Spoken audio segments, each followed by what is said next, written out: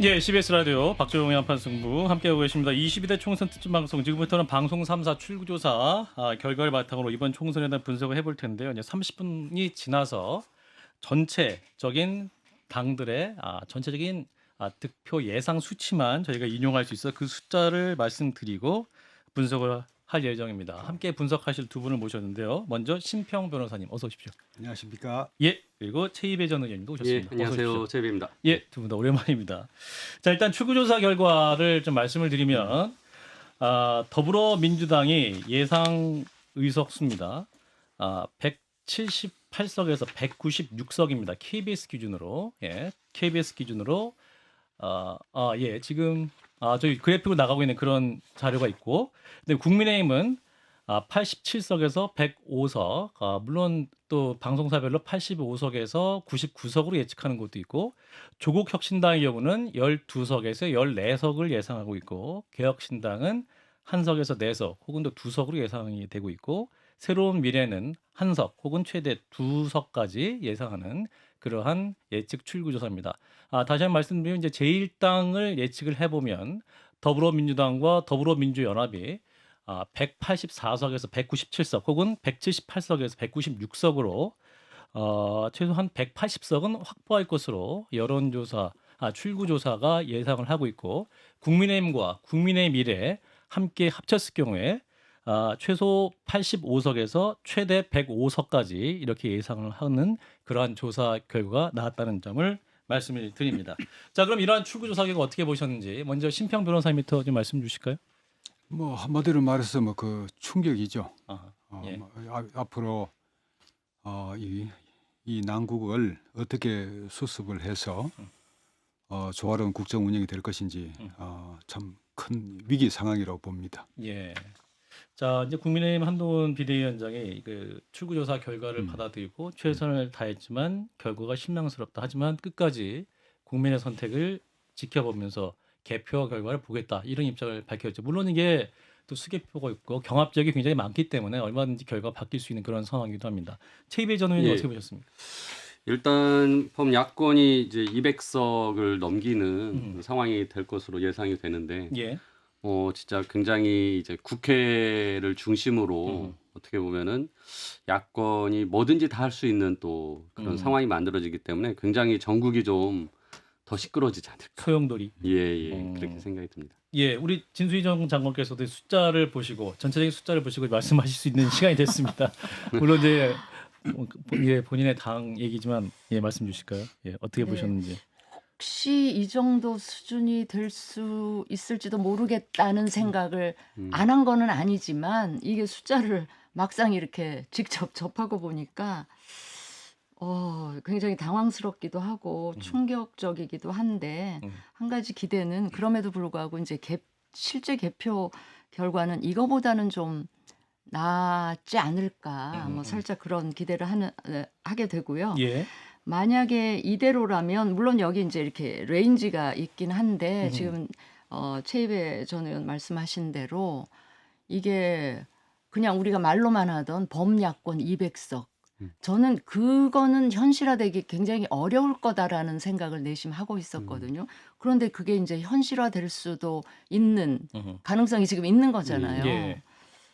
그런 상황에서 그 대통령은 앞으로 어떻게 국정 운영을 하실 수 있겠나, 또 여당은 어떤 식으로 해서 이 난국을 헤쳐가야 될까 걱정이 되고요. 당장 뭐 내일부터 당이 극심한 혼란에 빠지면서 리더십의 부재 현상이 상당 기간 지속되지 않을까 싶은 뭐 걱정이 듭니다. 네. 예, 박 실장님. 저도 뭐 예상은 국민의힘이 100석 좀 넘지 않을까, 뭐 110석 좀 아래로 이렇게 예상을 했었는데 예. 어젯밤에도 제가 지역구를 하나하나 보면서 물론 이제 좀 결과가 뻔한 지역은 좀 빼고 보면서 아무리 해도 국민의힘이 지역구에서 80석 이상 넘기가 쉽진 않겠더라고요. 그런데 사람이 그래도 100석은 넘겠지 했던 게 일종의 관성의 힘이죠. 그래 경연저지선을 역대 그런 일이 없었기 때문에 민심이 또 이 정도의 균형은 맞춰주지 않을까라고 생각했는데 현재 출구조사대로라면 쉽지가 않잖아요. 그거는 기존의 관성도 깨버릴 만한 힘이 있다. 정권심판론이 기존의 관성보다 더 강하게 나오는 거고 그건 갑자기 민심이 예민하게 반응한 게 아니라 지금 정권을 잡고 있는 측이 너무 과거의 관성과 과거의 관례를 깨트리고 가고 있기 때문에 거기에 강하게 반응한 거라고 생각을 해요. 예. 우리가 지금 이석을 뭐 계속 얘기해서 뭐 110석, 120석 또는 100석도 안 될 수가 있다. 국민의힘이 이렇게 얘기했지만 사실 이것 자체도 역대급이에요. 왜냐하면 지난 총선에도 180석 넘긴 것도 5분의 3을 한 당이 가져간 것도 아주 87년 체제의 가장 이례적인 겁니다. 지난 총선도 굉장히 이례적인 그렇죠. 승리였죠. 민주당 예. 입장에서. 자, 그런데 지난 총선이 왜 이례적이었냐? 코로나 전국이었어요. 음. 탄핵 심판 뒤이기도 하고 코로나 전국에 이거는 우리나라뿐만 아니라 전 세계가 미중의 위기를 겪는 상황에서 예. 국가의 지도부에 힘을 실어준 겁니다. 물론 뭐 그 과정에서 여러 가지가 좀 있겠지만 전 세계적으로 미중의 상황에서 힘을 실어준 건데 그래서 역대급 결과가 나온 건데 이번이 지금 출구조사 결과들에서 그때보다 더 강한 역대급이다. 그러면 그거를 추동한 힘이 있을 게 아니에요. 저는 그건 사실 대통령의 잘못이라고 봐요. 예. 그러면 거기에 대한 반성이 먼저입니다. 전국이 어지러울 건 당연한 건데 대통령이나 집권 여당이나 거기에 대해서 먼저 정말 통렬한 반성을 해야 돼요. 저도 전국이 혼란스러운 건 원하지 않는데 반성을 하지 않으면 민심이 내가 투표권 4년마다 한 번씩 투표권 총선은 대선 5년마다 하는데 그냥 아이고 어떡하지 하고 말았어? 그러면 더 강하게 반응할 거예요. 바뀌어야 됩니다. 예. 뭐 제 신평 저는- 변호사님. 예, 뭐 저는 말이죠. 물론 그 윤 대통령의 책임도 있죠. 그러나 그보다도 더 이번 선거를 총선을 이 정치 지형을 완전히 바꿔버린 것은 예. 조국 그 대표의 그 등장입니다. 조국 혁신당의 등장. 그렇죠. 예. 그 조국 대표가 이 한국 그 정치인 중에서 지금 그 제가 볼 때는 가장 그 뛰어난 그 능력을 가진 정치인으로서 이 그 가지고 있는 그 정치적 자산 뭐 그런 면에서 그 이 비교를 할 수 없는 뛰어난 정치인이 그 이 등장을 하면서 모든 것이 정치적이 바뀌면서 예. 이 조국이라는 이 아주 그 이 깊고 멀리 흐르는 강이 하나 생겨버렸습니다. 아하. 뭐 여기서 그 모든 저 중요한 원인이 그 파생되어 놓은 것이 아닌가. 물론 그 대통령의 책임도 없다고는 할 수 없죠. 예. 그러나 이 점에 관해서 왜 그 정치 전개나 또 많은 논평가들이 조국 교수의 그 조국 대표의 그 등장과 그로 인해서 생길 영향에 관해서 왜 이렇게 본격적으로 누구도 그 언급을 안 하는지에 대해서 아하. 저는 그 몇 차례나 그 언급을 예. 그 방송에 말씀하셨죠. 해봤죠. 그리고 뭐 무엇보다도 또 여기서 또 한 가지 더 말씀을 드리자면은 제가 뭐 상처 입은 사람에게 좀 그 이 모진 말 하는 것 같아서 죄송합니다만은 예. 한동훈 비대위원장. 비대위원장이 이번 선거를 이제 다 자기가 혼자서 좌지우지했죠. 뭐 원톱으로 지휘를 그렇죠. 했죠. 원톱이라는 것뿐만 아니고 이 국민의힘이건 민주당의 이건 간에 그 당헌에 보면은 그 당 출신 대통령에게 상당한 정도의 당무 관여를 허용하고 있습니다. 예. 그러나 한 위원장은 이걸 배제해 버렸습니다. 아하. 그 자기 혼자서 다 그 독점을 한 것입니다. 지역구건 그 이 비례대표건 비례대표를 그 이 후보로 나온 사람들 보십시오. 예. 과연 국민의 눈으로 봐서 그 저 사람 이 그 보수를 그 대표할 만한 그런 비례대표 의원이다고 할 수 있는 분이 과연 그 몇 분이나 됐습니까? 그리고 뭐 제가 이 자리에서 뭐 이런 그 비상 상황에서 이 엄청난 일을 당해서 또 제가 한 가지 대단히 죄송스럽습니다만은 예. 조심스럽습니다만은 예. 한 가지 말씀을 드리자면은 저는 그 어느 정도 좀 내다보고 있었던 거죠. 예. 그래서 제가 이 한동훈 비대위원장 그 원톱 체제는 안 됩니다. 그래서 적어도 선대위원장은 다른 사람을 해야 됩니다. 그렇게 제가 진언을 했고 또 제 말을 받은 측에서는 그렇게 하겠다고 그 말이 옳은 것 같다. 그렇게 대답이 있었습니다. 그 반영이 근데 안 됐던 그럼에도 것이다? 불구하고 그는 이제 한동훈 위원장이 그 원톱 체제로 가겠다고 자기가 고집을 해서 이런 상황이 된 것이죠. 그렇군요. 예. 최배 의원님 어떻게 보셨습니까? 이번 선거의 결과 원인. 결국 이제 선거는 바람, 아하. 구도, 인물 우리가 네. 이렇게 세 개가 가장 중요한 요소로 보고 그 중에 이제 바람이 가장 크다라고 이제 얘기를 하잖아요.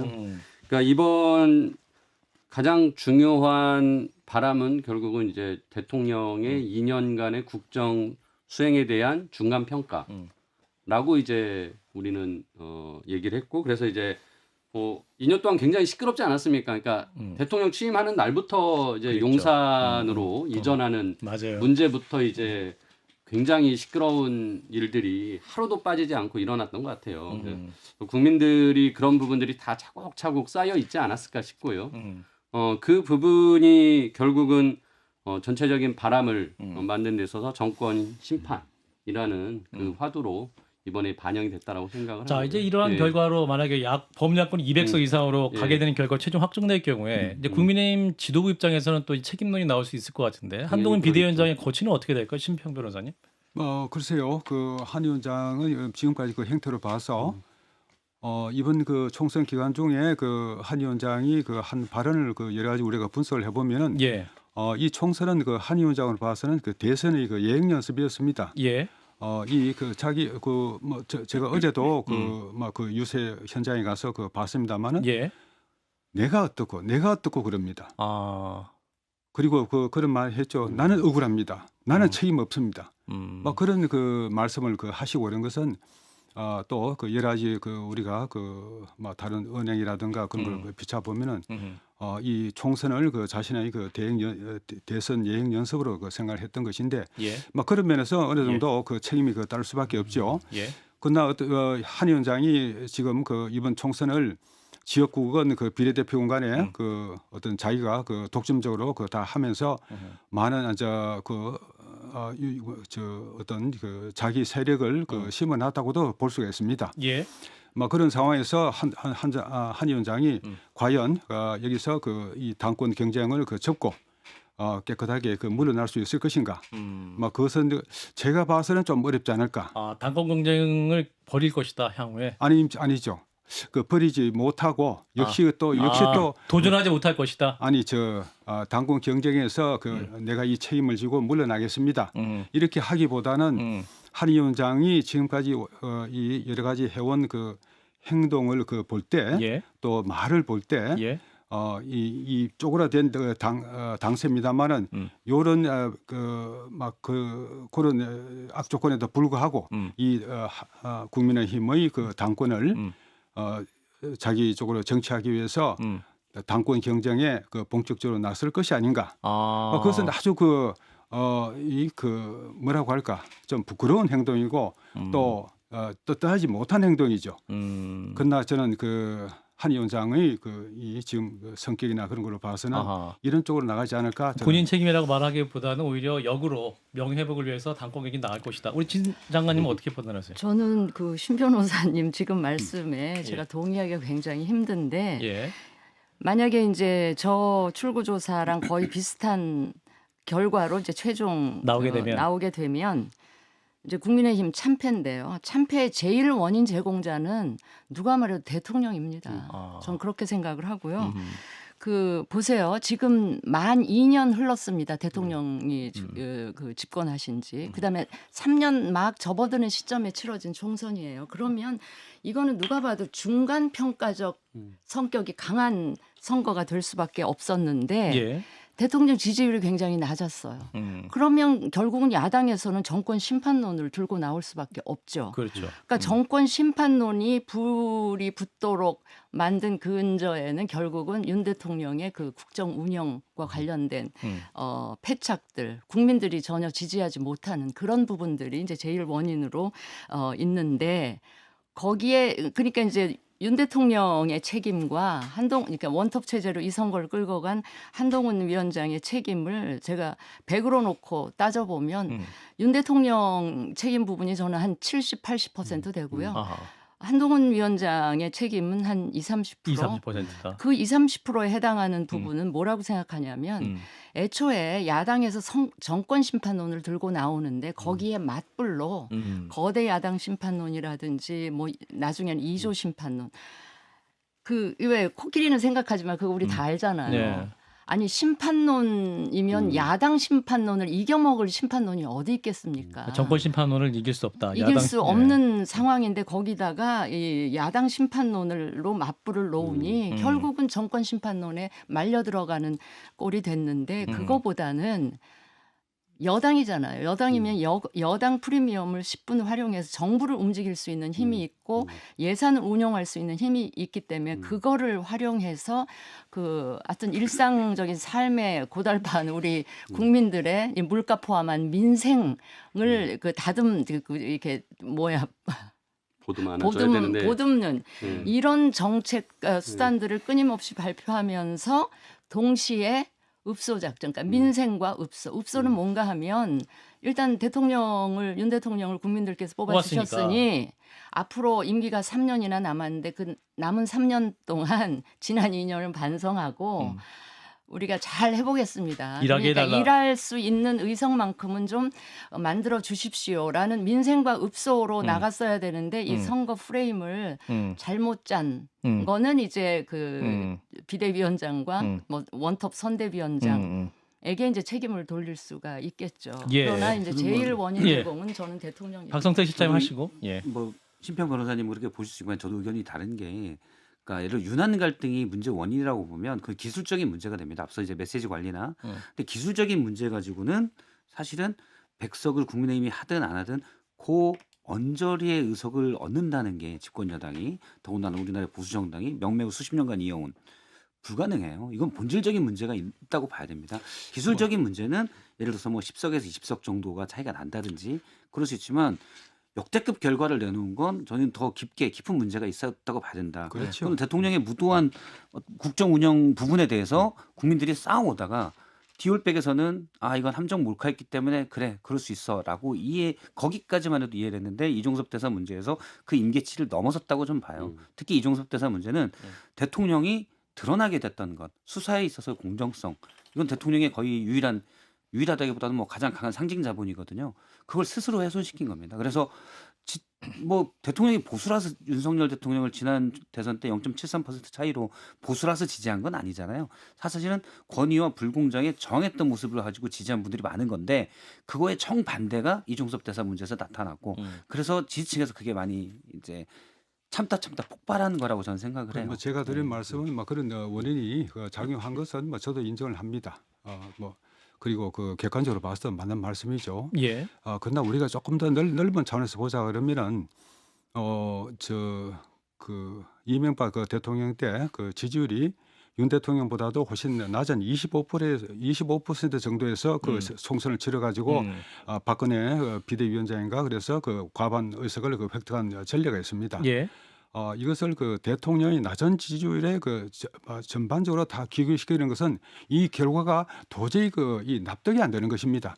이 엄청난 결과는 뭔가 더 다른 중요한 원인이 숨어 있지 않느냐. 그 원인을 보자. 저는 그 원인이 이제 가장 큰 것은 조국 대표가 등장을 하면서 이 총선판을 완전히 정권 심판으로 깔아버린 것입니다. 거기서 모든 이 발생하지 않았나. 2월 중순까지 설 후에 여론조사를 보면은 국민의힘이 오히려 압도적으로 우세했습니다. 그 판이 갑자기 바뀐 것은 거기에 무슨 특별한 원인이 있지 않느냐. 그것은 조국 대표의 등장이라고 보는 것입니다. 예. 최 의원님 좀 말씀 안 하셔서 한동훈 위원장의 뭐 향후 미래까지 예측해 주시면. 전 뭐 한동훈 위원장이 다시 당 내에서 입지를 갖기가 어렵지 않겠나 생각합니다. 그러니까 그래요.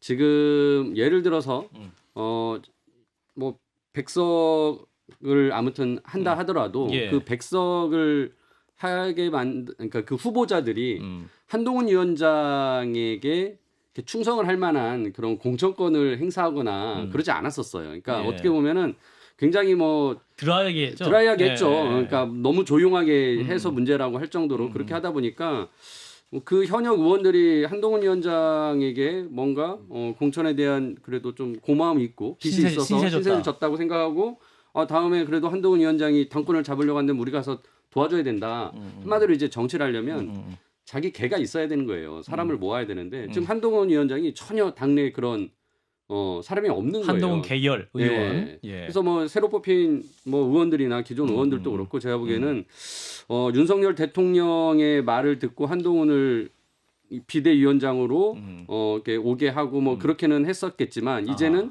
대통령마저도 발언권이 이제 줄어들 줄어들 것이고. 수밖에 없는 상황이기 때문에 아하. 저는 한동훈 위원장이 다시 당내에서 입지를 갖기는 어렵다고 생각이 들고요. 음. 우리 진장관님이 말씀해주신 이제 그 여당 프리미엄을 가지고 좀 선거를 이렇게 잘 치렀어야 되는 거 아니냐 했는데 솔직히 대통령도 또 굉장히 열심히 하셨어요. 24번의 민생 토론회를 막 전국을 돌아다니면서 하셨거든요. 아하. 근데 이 민생 토론회의 내용들이 자, 그렇죠. 국민들에게 와닿지 않는 내용들인 거죠. 아. 그리고 뭐 거기서 전체적으로 한 뭐 900조 정도의 이제 자금이 필요하다. 물론 뭐 그게 다 국가 예산으로 하는 건 아니고 민간도 뭐 자금을 투입해서 할 거고 뭐 이렇게 해가지고 설명을 했지만 예. 국민들이 그거를 받아들일 때 그냥 선심성으로 선거 때 되니까 지역 돌아다니면서 듣기 좋은 얘기 하고 다니구나 이렇게 받아들이는 거죠. 그러니까 대통령의 그런 어떤 여당으로서의 그런 것들을 할 바를 다 했음에도 불구하고 대통령을 믿지 않는 국민들의 마음이 있었기 때문에 그런 것들이 무용했다. 저는 생각을 해요. 그래서 특히나 이 정책의 일관성들이 없고 굉장히 여러 다른 잡음들 뭐 이종섭 대사의 뭐 그런 문제들까지 해서 다 엮여져 가지고 국민들이 대통령을 신뢰하지 않고 있다라는 것의 결과물이 오늘의 총선 결과물이다라고 저는 생각을 하고요. 그런 면에서는 대통령을 이제 믿지 못하는 국민들이 아무튼 범야권에다가 200석 넘는 의석을 줌으로써 결국 이제 대통령이 법률을 거부권을 행사했을 때 그것을 또 거스를 수 있게 그러니까 이제 거부권 행사가 무력화되게 하고 200석이 넘어가게 예, 되면 그렇게 되면은 그러니까 이제 대통령을 믿지 못하겠다는 이 마음이 너무 커져서 제가 보기에는 이제 이 전국이 굉장히 더 혼란스럽게 가지 않을까 우려가 네, 됩니다. 네. 근데 아까 우리 네. 신 변호사님이 진정한- 또 조국 대표가 등장하는 아. 순간이 판이 굉장히 확 이렇게 바뀐 결정적 것처럼, 순간이다 말씀을 말씀하셨는데. 하셨는데 저는 민주당 공천 파동이 진행되는 그 즈음에는 이제 국민의힘은 상대적으로 조용하면서 이게 한번 해볼 만하다라는 분위기가 있었어요. 뭐랄까 분위기나 희망을 이제 국민의힘에서 그렇죠. 가질 그때만 수 해도 민주당이 120석이나 갈까 네. 뭐 이런 네, 얘기를 맞아요. 했었죠. 많은 분들이. 그랬는데 다시 정권 심판론을 불붙게 만든 거는 저는 조국 대표 나타나기 이전에 이쪽에서 스스로 자초한 면이 커요. 이종섭 대사 건이라든지 황상무 수석 건이라든지 그 대파 관련한 그런 거라든지 오히려 여권 쪽에서 정권 심판론이 확 불붙게 만드는데 기름을 확 이제 끼얹었는데 거기에 이제 조국 대표까지 등장하면서 이제 민주당보다 훨씬 선명한 메시지를 들고 나타나면서 이제 더 확산하게 된 그런 게 아닌가 조국 싶어서. 대표도 저는 하나의 계기일 뿐이라고 보는데 네. 조국 예. 대표가 처음에 저는 작년 8월부터 사실 조국 대표가 창당한다는 얘기를 들었었고 예. 그래서 연초부터 조국 신당이 나올 거다라는 얘기를 했었어요. 30초. 예. 그런데 30초는 좀 짧은데요. 어쨌든 근데 조국 대표는 처음에 나왔을 때 민주당에서도 선을 그었어요. 예. 왜냐하면 부적절한 모습들이 있기 때문에. 근데 조국 대표에게 피해자의 서사를 만들어준 거는 윤석열 대통령의 무도함이었어요. 이준섭 대사나 황상 문제 이쪽에서 너무 강하게 돼버리니까 여기는 가해자가 되고 그 순간 조국 대척점에 있던 조국 대표는 피해자가 된 겁니다. 그러면서 사실은 이 정도면 괜찮은 거 아니야라는 서사를 만들어갔다고 봐요. 뭐 제가 예. 한마디 말씀. 지금 시간이 다 됐어요. 예. 자, 1부 여기서 마무리하고 잠시 후 2부에서 뵙겠습니다. 잠깐 광고 듣습니다.